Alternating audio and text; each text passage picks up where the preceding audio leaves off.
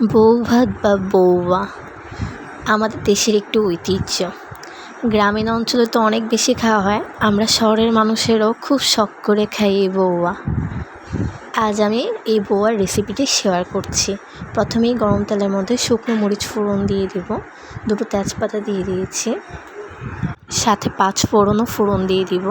এখানে এই তো আমি 1 পট পরিমাণ বউয়া ভিজিয়ে রেখেছিলাম ধুয়ে, সেখানে এই তেলের মধ্যে এগুলো দিয়ে একটু ভাজা ভাজা করে নেব। পোলাওয়ের চাল আমরা ঠিক যেভাবে ভাজি পোলাও তৈরি করার আগে, ঠিক সেভাবেই ভেজে নেব। এখানে যতটুকু চাল ততটুকু জল গরম করে নিতে হবে। আমি আলাদা একটি পাত্রে জল গরম করছিলাম, সেখান থেকে এই তো পরিমাণে ডাবল জল এখানে দিয়ে দিব। 1 পট, তো আমি 2 পট পরিমাণ জল গরম করে এখানে দিয়ে দিব।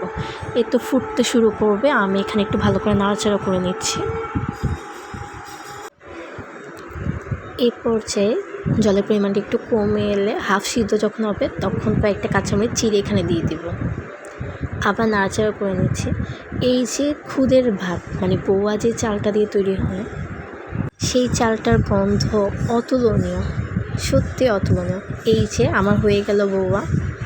আমি এখানে শুটকি ভর্তা আর রসুন ভর্তা করে নিয়েছি। ভর্তার সাথেই বউয়া দারুণ লাগে, হাঁসের মাংস হলে তো কোনো কথাই নেই।